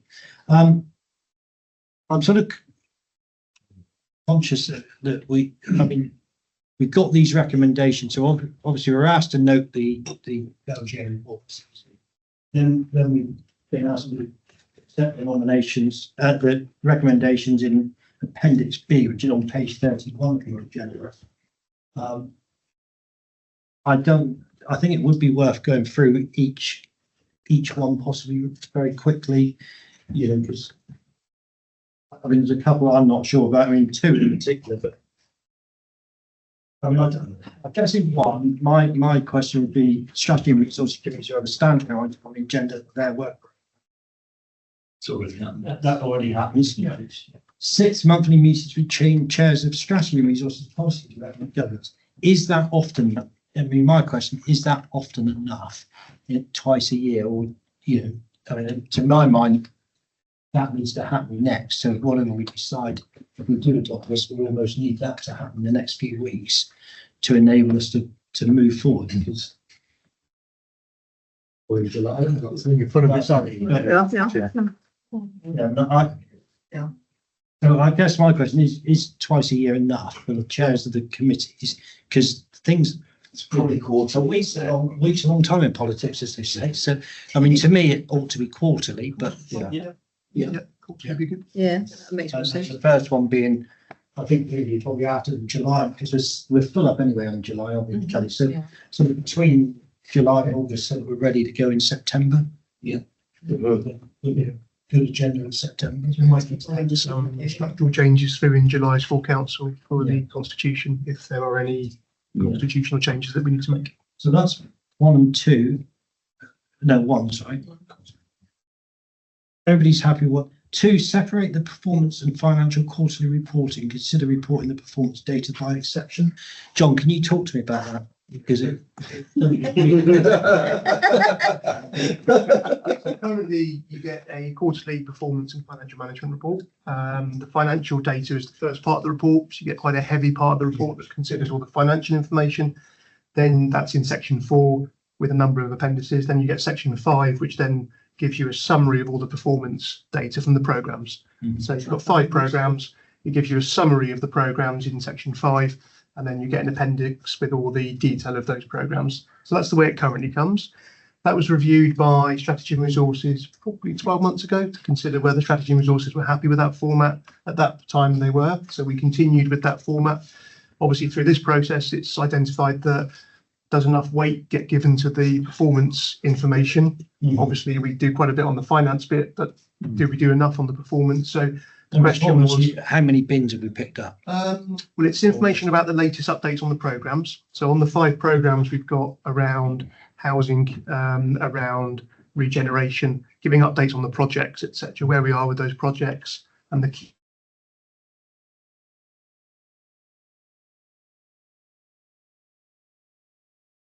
the performance information first, and then have the finance bit after.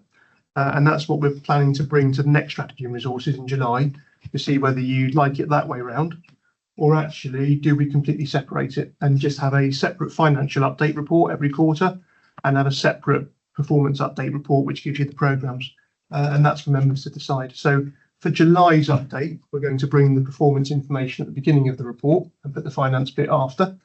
And if members like that, then we'll continue with that format. Or if you want it split, then obviously we can split it and have 2 separate reports. But that's really for members to decide. But obviously we're being asked to approve recommendations. But we approve. I mean, it's a bit woolly that. It's not This is really. really just, should we separate the performance? So I suppose it's, this one, I suppose you can consider the next report that comes where we put the performance data first. And then maybe rather than separate, I suppose it's consider separating. So you're not actually making that decision until such time as you've received the next report. See whether you think that is a format that you would like and prefer, or if not, would you then like to review that further and separate it for the next cycle? Mr. Chair, for me. I think it would be nice that the two are linked, aren't they? But really, I think that we want to focus on performance, whether you're happy with the performance, and then say, well, if we need more finances to improve the performance, well, how are we going to balance that pot rather than going, this department's got this much money, this much resource, they're doing well, or that they're really struggling with the performance. That the council as a whole would be, you talk about performance, where you want to push things, and then you take the bubble of finance and say, well, you want to push the performance in this area, so how are we going to balance the finances? Does that make sense? Yeah, I mean, they are intrinsically linked, because obviously that's why we've always done it that way. It's just, I think we have quite a heavy section in the report at the beginning on finance, and then by the time that's presented and we get onto the performance, often we've got, like I say, and that's why we thought for the next cycle, we'll switch it round and do the performance information first, talk about the programmes and the projects, and then we will talk about the finance. And if members think that's a better way round, then in a sense that deals with item 2. You don't need to separate them. They are separate, but they're in the same report. We're here to represent the people, and the people care more about the performance than how we're juggling the finance. Obviously, that's important for council tax, but actually people want a really good service. So I think that it would be a very good idea, and happy to propose that we do split them into those bubbles. So it's not a departmental, this department has this much, and that one has that. Performance, where do we need to improve things? And then later on, how are we going to find the funds or the officer time to do the performance? I think performance for the people who we're representing is far higher than the finance. I would agree. I mean, I think, sorry, Councillor. Me? Yeah, all I'm saying is I'd prefer to have the finance first, because then you know if you're going to query anything on performance, you know the financial backing of why and where it can come from and things. If you go afterwards, then you've got to chase through and look through the finance. You know, if you know the financial situation first before you look at the performance, then you query it, you know where you're querying it from, if you know what I mean. I mean, I don't know what happens if, correct me if I'm wrong, John, you get a Lunken Great report, about that thick, and the performance at the front of it and the performance at the back of it, and by the time we get to the end of the finance, everybody's lost the will to live and so I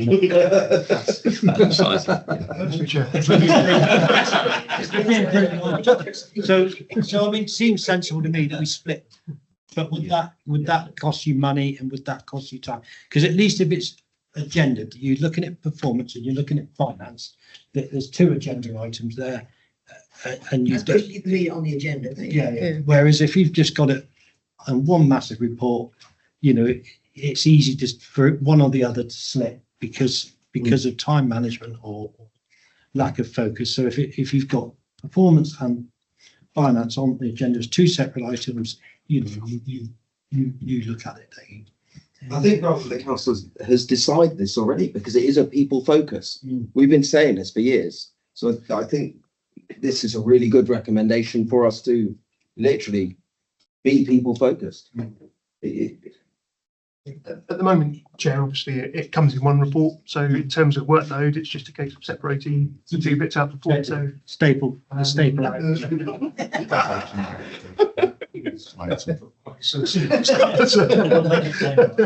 a bit of cut and paste going on, but the key thing is they'll come on the same agenda and they'll be next to each other on the agenda. I think that's the important thing, so that you are considering them at the same time. Yes, Councillor Bullock makes a good point. Whereas Councillor Bushell is this way round. Thank you very much. Right, I'm really glad though that we know now John's job is Okay. just taking a statement. Can we reflect? Can you capture that in recommendation two, that we'll split the performance and finance items? And they'll both come on the same agenda at the same time. Three members, develop and clarify the terms of reference for the strategy and resources and the policy development committee. I don't think we can do that, can't we, as we move forward? Yeah. No, That's where sorry. the scrutiny thing comes in. Nobody's got a problem with that? No. Working group, four is working group set up to look at specific policy areas to report into policy development or strategy and resources. Yeah. Definitely. League members will provide a report to policy development committee once a year rather than full council. Yeah. I mean, personally, I'd rather that once we've looked at the performance or the finance, that we as a committee might decide who we would like to call. Yeah. You know, as opposed to saying, right, you know, Ricky's here, so, you know, we want, you know, Ricky's due in July, so that's climate time. While we know that there's a major problem going on in recycling for some, you know, I'm sorry to call recycling, but just, you know, I think it should be member led, if you like, in the Dynamic. Yeah. Absolutely. Totally. All the leaders looking at me, I might be no. I think that's quite right. In fact, I'll put out five, because I think for the moment you can carry on that they do still carry on presenting to Morecambe Council. But it's up to you in your work programme to say, right, look what's happening there. Let's put in for, I don't know, January 2026, then we want the lead member and officer for environmental enhancement to produce a report to come to that committee, specifying it's got to be once a year. I think it's up to you. Because we like, you know, Target in a way, but just say Regularly. you know, I mean, also, it comes back to the saying, game's name, doesn't it? I mean, naturally, we're going to want to try and improve performance, but at the same time, if something wonderful's going on, Absolutely. we want to Well, yeah. hear about it. You know, you know, I think it's both, isn't it? So that's what you could do is obviously keep five things. I think it's good to highlight that you want lead members to report to policy development, whatever you're going to call the committee. But rather than once a year, to be determined in line with the work programme. Yeah. You agree in section one. Yeah, true. I think particularly if there's something that's hitting us very hard as councillors and we're like, oh, we need to call in the lead member to find out what's going on, and then we don't necessarily have to scrutinise directly with officers, because that lead member is going to be talking with the officers, and if they're not talking with them about an issue which is being raised with members, Officer, both appropriate officers to come together. I wouldn't expect the lead member. but the lead member's quite often already working on the situation, so they can come in there and go, yeah, well, this, you know, bins aren't being collected, so we're already on that. This is what's happened, and you could find out it's a non-issue, couldn't you? Just for wider committee's benefit, lead members and their lead officer in defence do meet regularly, so normally once a month. The lead officer will meet with the lead member. That's not happening all the time, though, John, to be honest. Should be. It's not doing. That needs tightening. That would That's part of the. that would tease out, wouldn't it? Yeah. Well, maybe we can scrutinise that. You happy with five? Always check it, please. That's good. Six is deliver further councillor training on the key committee reports such as performance reports. No brainer, really. Yeah. Yeah, it's just such a. So I think the bit we're missing out of those six recommendations, the name of we need a name for the committee to then. So Rose by any other name would smell as sweet. I'm going to call it that, are we? I think it was in policy and scrutiny committee or scrutiny. Policy development and scrutiny. Policy and scrutiny committee. Policy development and scrutiny. PDS. Got a ring to it. That's a cricket. TLA. Councillor Turton will know that that's a cricketing term, PDS. You can tell me why. PDS is a description of a shot played at cricket. Great. So we won't, but don't push me on it while the cameras are running. We having a policy development and scrutiny committee? Check, can I just double check the timescale? Because some will changes to the constitution needs to go through bureaucracy, go through governance. Possibly. So I'm just checking the dates here. Governance meeting on the 22nd of September. It's time. There's 2 days between governance and the full council. There's one on the governance on the Monday. 22nd and 24th. Is that enough time to sort of submit?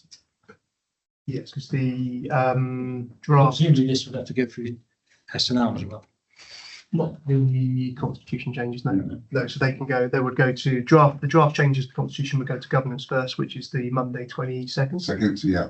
And then we have a full council meeting on the Wednesday. So Yeah. then they would go onto that agenda. If there was any changes on the Monday, we'd feed those into the meeting on the Wednesday. So I'm going to check.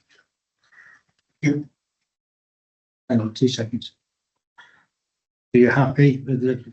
Yeah, so Chair, I just want to make sure we can get September there, make sure we get it all done in September. Yes. Just to be clear, I am going to wrap this up shortly because we could go.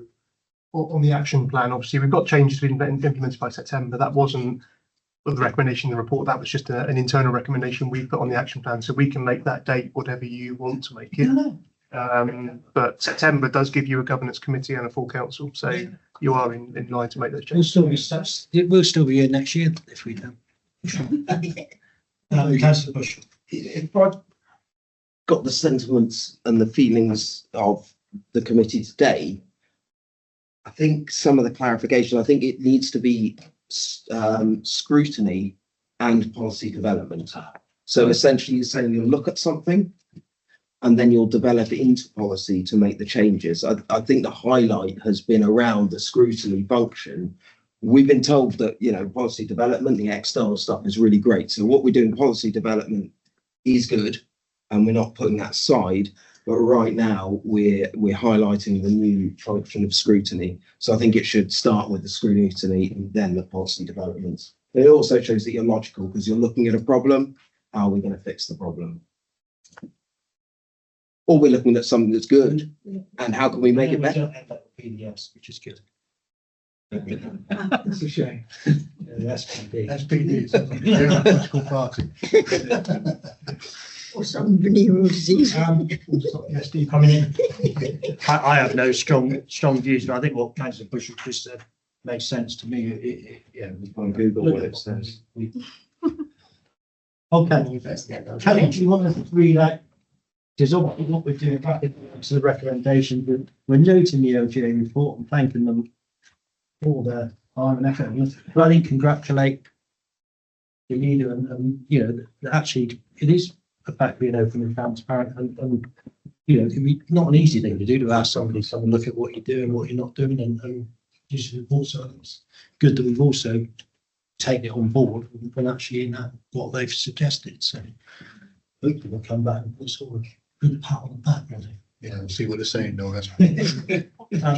Yeah, Kelly, so the recommendations are, so note report, no problem with that, and then 2.2 is that an action plan be agreed to take forward the LGA recommendations, draft action plan has been included in that. So what we're looking at is 1 to 6 with the addition of 7, the name change, which would be the Scrutiny and Policy Development Committee. Is that right? And shall I read, if there was a slight change on 2. So, yeah. One was the quarterly meetings. Yeah, so I've got quarterly meetings rather than 6 monthly meetings between the chairs of Strategy and Resources, Policy Development and Governance Committee. Then it was 2 separated performance Yeah, and so the finance. two separate reports, but on the same agenda. Yeah. And then we had 3 was the terms of reference, which yes, that can be done. Number 4 was working groups to look at specific policy areas. Again, that was something you wanted to happen. Number 5, lead members will produce a report to Policy Development Committee once a year rather than full council. Yeah, so that's a change. lead members will be asked to report to the, finding the right words. John. So the first bit, up to policy development committee is right. So lead members will provide a report to policy development committee to be agreed as part of the work programme. Perfect. Is it worth with us starting that? To the scrutiny and policy development. Yeah, I think I've changed the name. Number 7. Actually, all joking aside, it ought to be recommendation 1. Name change. Yeah. Radio. And then everything underneath it's in, doesn't it? So you're keen to push things forwards and make some progress. So would it be possible at the next meeting to have a report from all of the lead members, just for us to digest? So perhaps we could see whether there are. I never disagree with you, Councillor Bushell. But hopefully, we will be getting a performance and a finance report at the next meeting. I would suggest in that performance and finance meeting where we look and we'll see where we might be able to invite the appropriate member, because we, I think, we invite them all in. They'll tell us how wonderful they are. What we actually want to see is the facts and figures in front of us, and then they'll ask questions from there, I would suggest. But Your July meeting, you've got, it's quite a short meeting before the special meeting at Petrock. So you've got 2 items, the performance and financial management report and the annual treasury report. So that gives you the information on the current performance. And then obviously the changes will go through constitution in September. So maybe your September meeting might be the first meeting you might want to start receiving any internal scrutiny items that you might want to set out as part of your work programme discussions in advance of that. just one other thing, well, not one, probably be 3 other things. So the name change goes to 1 and everything drops down. Do we want to recognise the external work that's, because what I don't want by having all this is that we forget the external work, because obviously that is a strength. So do we want an 8 that's, I want to check, because I mean, these are changes to it. That's something that's already in the terms of reference that we already do. This is just about changing those. Yeah, I just didn't want to lose, it's like I think it was Councillor Bishop said, didn't even realise I had a scrutiny role because it didn't say so. I don't want us to lose the external bit because it doesn't say so. I think as part of the looking at the terms of reference, if that can just, we'll make sure that comes through in that. I think that's. When you look at 6.3 in the constitution, which in a sense is your terms of reference, then you can probably be clearer in there in terms of the external scrutiny the external areas you want to look at and the internal scrutiny function you want to build into the constitution. Excellent. Right. If we're going to note the external work, I think that we should also have in that our thanks to Kelly, because she has worked so hard getting that all together. And I think it's over and above the way she's managed to pull that together. And I think that she deserves to be mentioned in there. That we can do that in our annual report, which I think is also mentioned somewhere. So I repeated it. I don't know how she's doing what she's doing, but she's making it work, and it's really impressive. Do you vote with so far? No, I agree, Matt. In all seriousness, like I say, since the annual meeting, she's been constantly bombarding me with what's going on. And, Can't imagine another person who could have whipped us into shape the way she has. Okay, so there we are. I'm happy to move that recommendation, Chair, or there's somebody. Be a second. Yeah, sorry, just before you put Adam. Some longer term. Well, I was going to ask about that. I mean, I think, will that not, those sort of look after themselves with do we need to?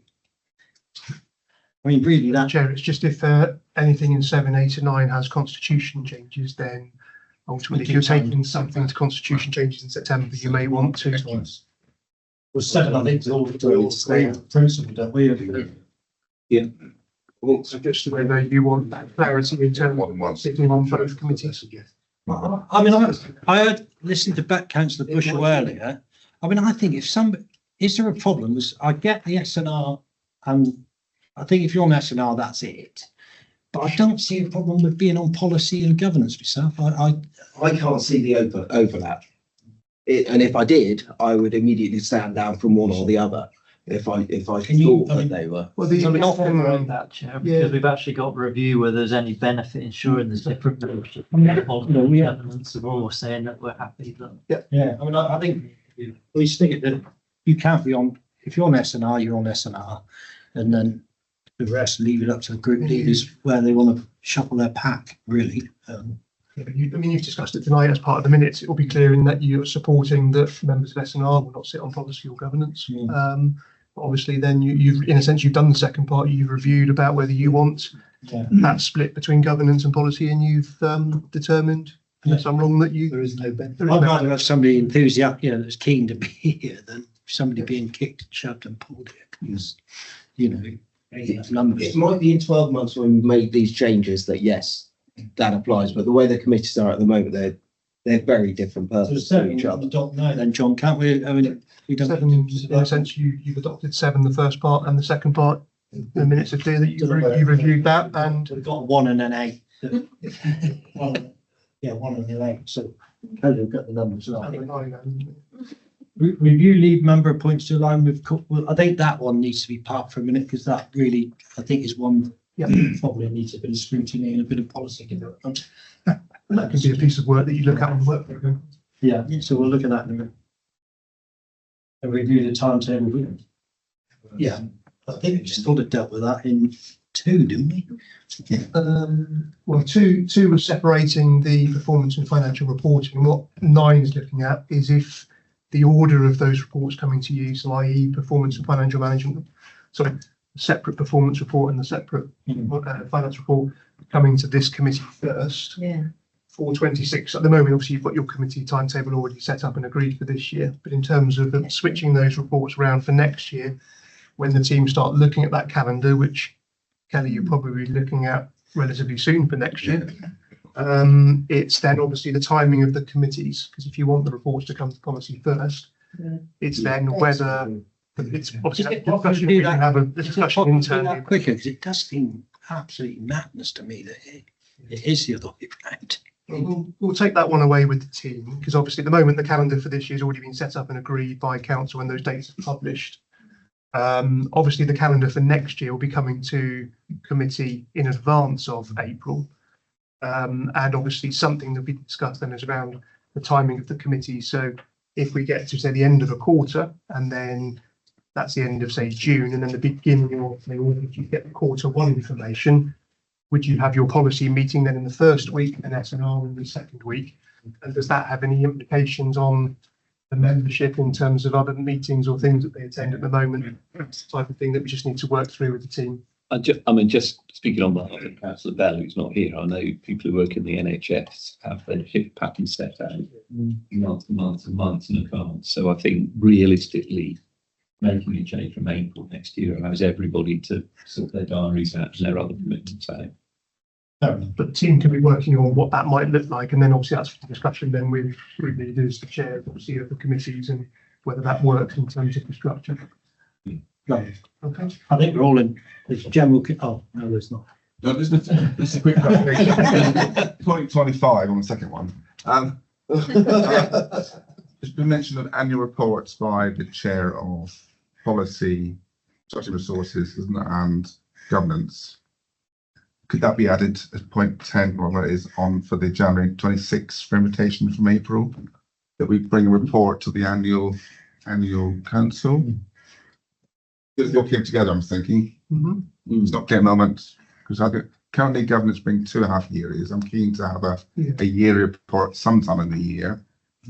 Under the first one, which now is probably item 2, it says each of the above committees will produce an annual effectiveness report to full council. Is that the one that you're? I think it's there, Chris, to be honest. I think it's that very first point that you've got at the very last sentence. I think- Each of the above committees will produce an annual effectiveness report to the full council. Yeah. It's thinking of full council rather than annual council, because annual council is the election of the. That time of year, we talk. Yes. Yeah, that's it. Help me. Members, I think we have to give this a good airing now and a good. I don't really want to prolong it any further unless there's any further. Councillor Bishop, you know. He was good at it. if I got it right, I think it was proposed by councillor Lever, seconded by councillor Bushell. That's read out by the clerk. Not to agree with the next steps. Is the proposal happy to put on with our thanks of minuted input? I think it's noted. I think I think it needs to be in there. I don't do. This is recommendations, and I totally agree with what you're saying. I'm sure everybody does. I think it's. I'm not really sure it helps in a recommendation. I'll look at John, but Yeah, obviously the report is about LGA governance. yeah. Obviously, I think it's about the wider work of the committee and obviously the officers that are supporting it. So I think you could probably note it in the minutes, which obviously no doubt, obviously Kelly. Well, I think we'll have that, but it wouldn't necessarily. because I believe Click drew all this together from the report, or helped write it all out, and John and Adam, so, there has been a team effort coming through. So we move the recommendation, second recommendations, and support our thanks. Kelly for all that she's done in the external scrutiny function and the officers for bringing this together from the LGA. Clear in the minutes, but obviously it's not really a recommendation for this report. Yes. Thank you, John. We just want to take the vote on the recommendations now. All those in favour? That's unanimous. Those are, thank you. Then item 8, our final item is the work programme. I would suggest that unless there's anything burning, I think we've just made the recommendation that we will have a joint meeting between the chairs of the appropriate committees to look at the work programme. So obviously July, Kelly, do you want to say anything about July? The 2 meetings, it's 2 separate meetings. 2 separate meetings. So we've got the first meeting at 6 o'clock, which is now a special meeting for the financial reports. And then at 6:45, approximately immediately following, we've got the meeting to consider the health inequalities and GP surgeries. Policies we're adding to that as well. As well, yeah. Is that going to work? I mean, will the public be, what are they going to be waiting outside or something? No, so both are public meetings. Time for the. Oh, I meeting. suppose they are. Yeah. Yeah, both public meetings, but the start time for the meeting that the public will be most interested in will be 6:45, and that will be clearly marked on the agenda. Cool. Thank you, officers, councillors, and members of the public.